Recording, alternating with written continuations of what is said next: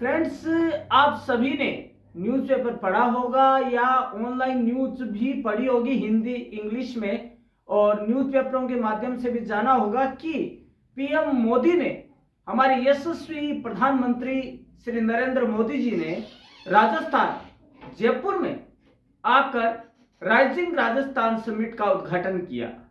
लेकिन क्या आपने जाना कि राजस्थान में पीएम मोदी के हाथों राजस्थान जो राइजिंग राजस्थान का समिट है उसके उद्घाटन के क्या मायने हैं, उसका क्या आपने विश्लेषण देखा? शायद नहीं, क्योंकि अभी तक फ्रॉम क्लासेज ने इसका विश्लेषण किया ही नहीं, और किसी ने तो आज तक किया ही नहीं होगा।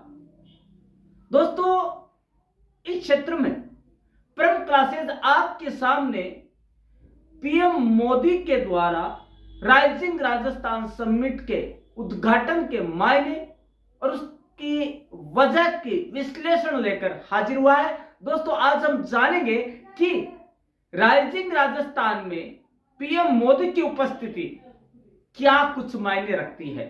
दोस्तों, पीएम मोदी ने अपने भाषण की शुरुआत से ही अपनी उपस्थिति का अंदाजा लगा दिया था।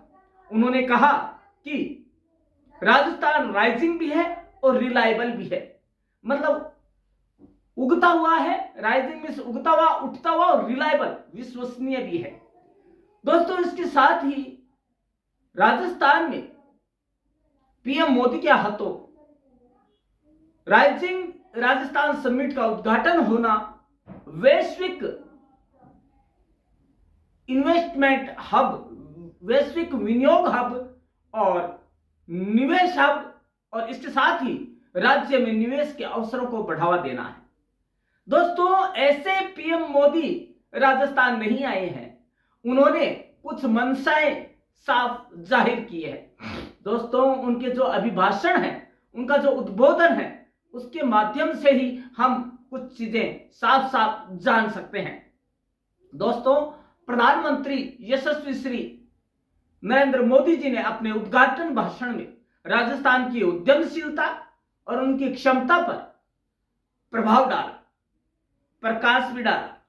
राजस्थान की आर्थिक और औद्योगिक प्रगति पर भी उन्होंने जोर दिया, और 32 देशों की उपस्थिति या 32 देशों के प्रतिनिधियों की उपस्थिति यह जग जाहिर करती है कि वे कितना ज्यादा सकारात्मक रुख रखते हैं राजस्थान में आने के लिए। और जब ऐसे में जब प्रधानमंत्री मोदी स्वयं उस समिट का उद्घाटन कर रहे हो, तो इससे अच्छी भला और क्या बात होने वाली है।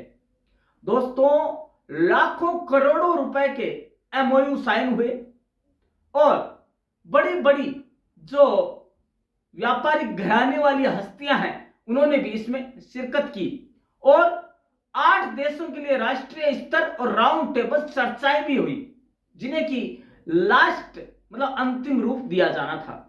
उद्योग जगत की प्रमुख हस्तियां गौतम अडानी, कुमार मंगल बिड़ला, आनंद महिंद्रा और अनिल अग्रवाल और अन्य शीर्ष उद्योगपतियों की समिट में उपस्थिति इस बात को जाहिर करती है कि पीएम मोदी की उपस्थिति कितना अधिक प्रभाव डालती है।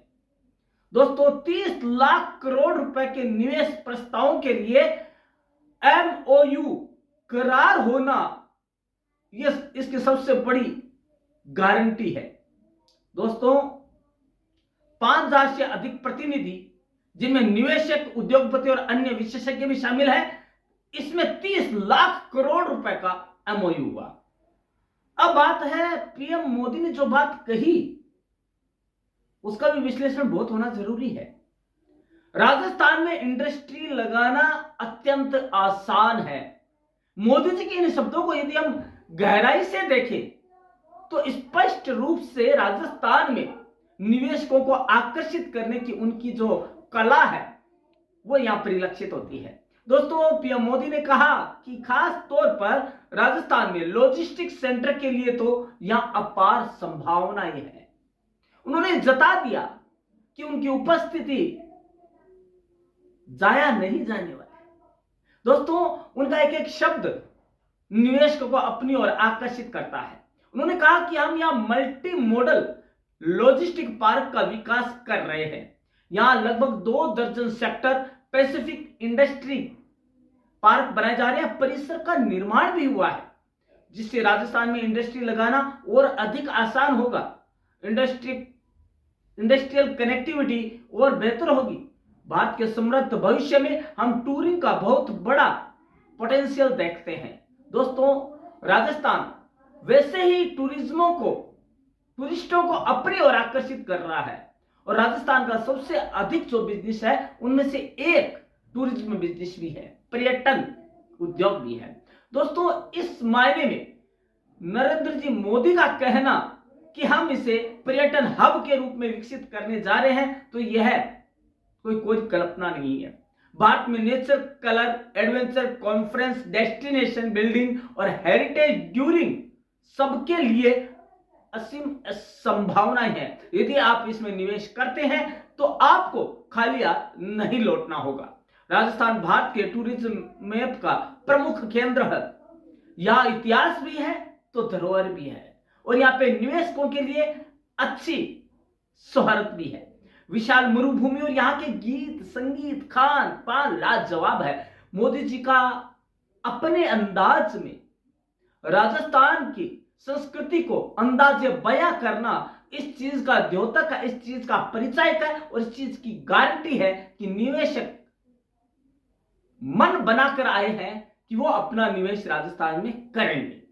दोस्तों, उनका राजस्थान को स्वर्ग का दर्जा देना, वाइल्ड लाइफ को पसंद करने वालों के लिए इसे स्वर्ग का दर्जा देना निवेशकों को स्वतः अपनी ओर आकर्षित करता है, और उन्हें सोचने को मजबूर करता है कि वो आज तक इन चीजों से महरूम कैसे रहे।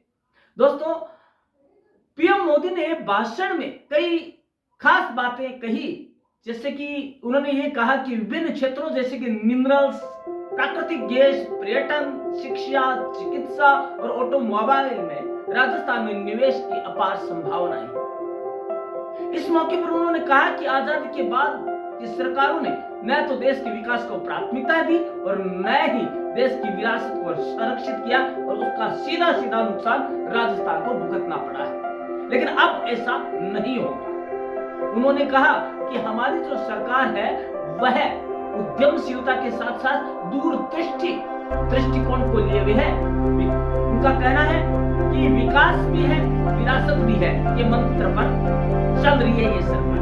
उसका बहुत बड़ा लाभ राजस्थान को मिलने वाला है, जिसे कि राजपूताना कहा जाता है। उन्होंने ये भी कहा कि यह सदी पूरी तरह से तकनीक और डेटा संचालित है, और भारत ने दिखा दिया है कैसे डिजिटल और तकनीक का जो समायोजन है, प्रजातंत्रीकरण है, हर क्षेत्र और समाज के हर वर्ग को एक दूसरे से जोड़ता है, वहां को लाभ पहुंचा सकता है।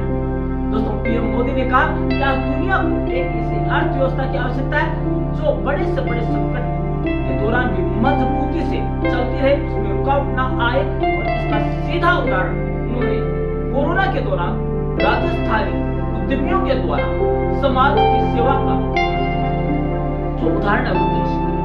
इस संदर्भ में राजस्थान के महत्व को रेखांकित करते हुए कहा है कि राजस्थान राज्य तो है, रिलायबल राजस्थान सेफ्टी भी है, समय के साथ दोस्तों, राजस्थान विविधताओं वाला राज्य है। यहाँ पे आपको अधिक संभावनाएं मिलती है यदि आप यहाँ निवेश करें, या आपको रोजगार के अवसर मिले, या आपको अपार संभावनाएं हैं, आपको रोजगार, या आपको काम करने। दोस्तों, मोदी बोले, उन्होंने कहा कि डेमोक्रेसी, डेमोग्राफी, डिजिटल डेटा और डिलीवरी का पावर भारत तो है, लेकिन उसका अभिन्न अंग राजस्थान है। उन्होंने कहा कि डेमोक्रेसी, डेमोग्राफी और डिजिटल डेटा और डिलीवरी की पावर क्या होती है, यह राजस्थान और भारत दोनों ने विश्व को बताई है। दोस्तों, ये उनकी सफलता से पता चलता है, राजस्थान की सफलता से पता चलता है कि उन्होंने कैसे डेमोग्राफी, डेमोक्रेसी और डिजिटल डेटा और उनकी डिलीवरी का पावरफुल स्थानांतरण किया है। पीएम मोदी ने कहा है कि भारत जैसे देश में डेमोक्रेसी इतनी फल फूल रही है और सीधा उदाहरण राजस्थान को माना जा सकता है। इतनी सशक्त हो रही है यहाँ यह जो लोकतांत्रिक व्यवस्था है, यह अपने आप में बहुत बड़ी उपलब्धि है।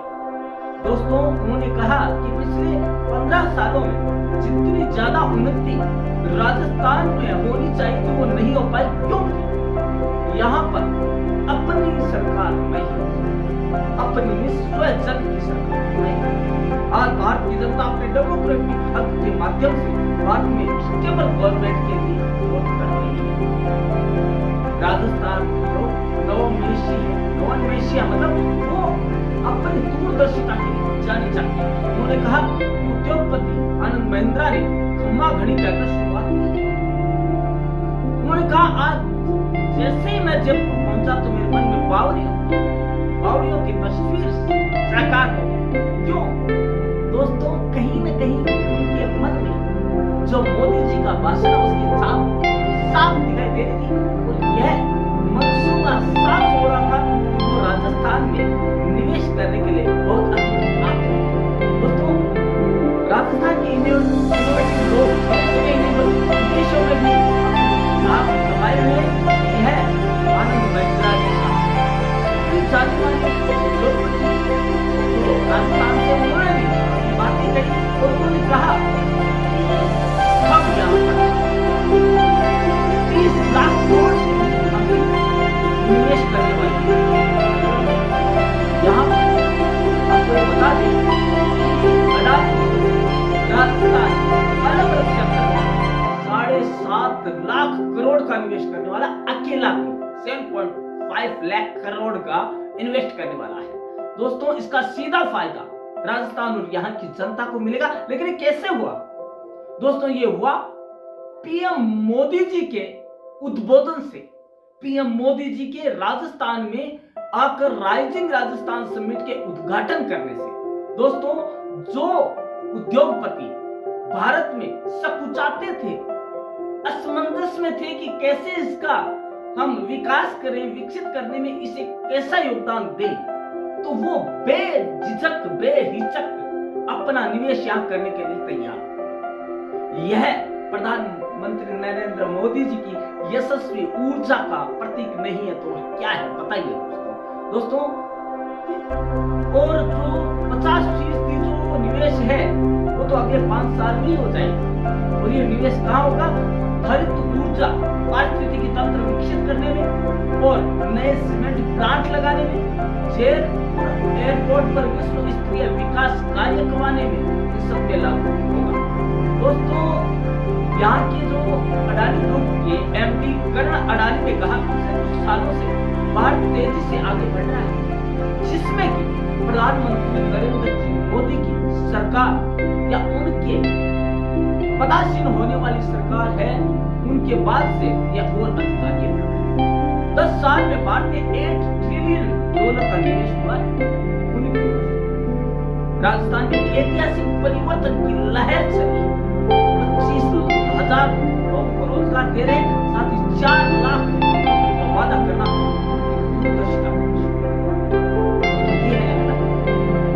यह है जो प्रधानमंत्री नरेंद्र मोदी की वजह से प्रेरणा से प्रेरित होकर जो ये उद्योगपति है राजस्थान के, जो बाहर निवेश करते थे वो अब राजस्थान में निवेश करने के लिए तैयार हो गए। दोस्तों, जो निवेशक आए हर किसी को यहाँ पर निवेश करने की रुचि दिखाई। वह हाथ नहीं बनी, वो रुचि बनी है दृढ़ संकल्प के साथ, वो रुचि बनी है यशस्वी प्रधानमंत्री नरेंद्र जी मोदी के विश्वास पर खरा उतरने। तो दोस्तों, जो विश्लेषण है उसे हम अंततः यही कह पाएंगे। हालांकि नरेंद्र जी मोदी ने एक विश्लेषण खुद ने पेश किया, वो था पिछली सरकार और इस सरकार के विकास कार्य करवाने के संबंध में। दोस्तों, यदि बात की जाए इस संदर्भ में तो मोदी जी बहुत अधिक खुश नजर आए। लेकिन दोस्तों, खुश इसलिए ज्यादा खुश होने की जरूरत नहीं है, क्योंकि यहाँ पर अधिक इतना विकास कार्य अभी हुआ नहीं है, प्रगति पर है, रोड मैप तैयार हो चुके हैं।